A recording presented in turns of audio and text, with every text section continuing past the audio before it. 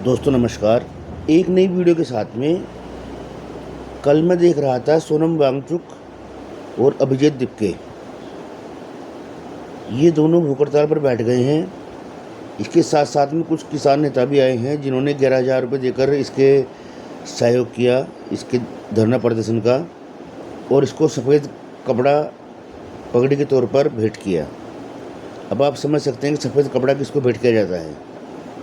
कहने का मतलब ये है, और ये भी आप सबको पता होना चाहिए कि ये जो है आम आदमी पार्टी से भी 2-3 साल तक जुड़ा रहा था,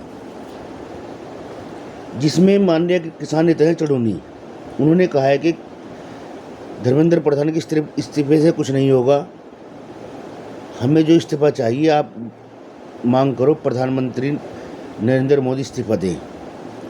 कहने का मतलब ये है कि कहीं ना कहीं इनके मन की बात उजागर हो गई है।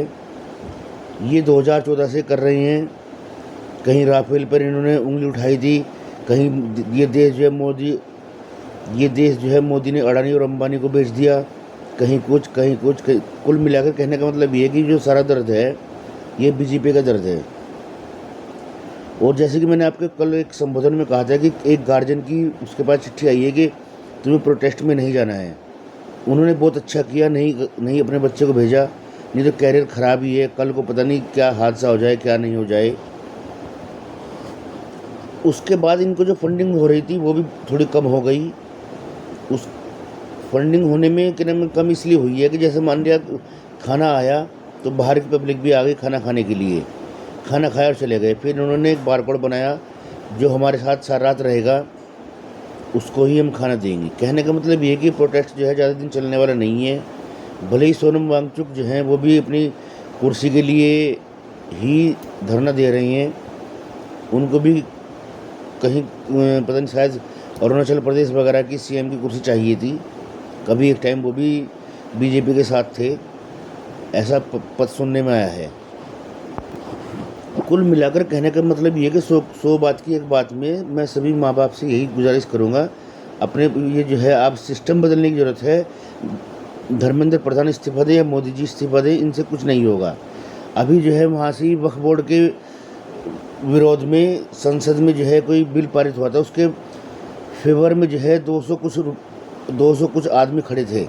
अगर नहीं ये जो है वक्फ बोर्ड भंग नहीं होना चाहिए, जबकि 34 मुस्लिम सांसद हैं। अब आप खुद देख सकते हैं कि कौन किसका विरोध कर रहा है, कौन नहीं कर रहा है। और ज़्यादा मैं क्या कुछ कहूँ, आज के लिए इतना ही बहुत है। आप खुद समझदार हैं, बच्चों का भविष्य ख़राब हो जाएगा कोई हादसा हो गया तो, और कुछ नहीं है। क्योंकि वीडियो हर जगह की बन रही है, जरा सी वीडियो बन रही है। ऐसा नहीं है कि सरकार का इस पर ध्यान नहीं है और सीए सरकार कोई एक्शन नहीं ले रही है, सरकार भी लेगी। सबसे पहले किसी के इस्तीफे से पहले सिस्टम बदलने की ज़रूरत है। जो उपाध्याय जी वकील हैं सुप्रीम कोर्ट के, अश्विनी उपाध्याय, उन्होंने कई बार कहा है कि ये हमारे देश में जो भी कुछ चला है बहुत खतरनाक तरीके से चल रहा है।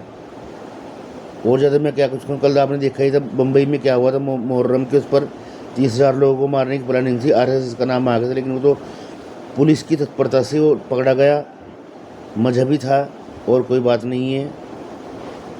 आज के लिए इतना ही बहुत है। नमस्कार, जय सिया राम।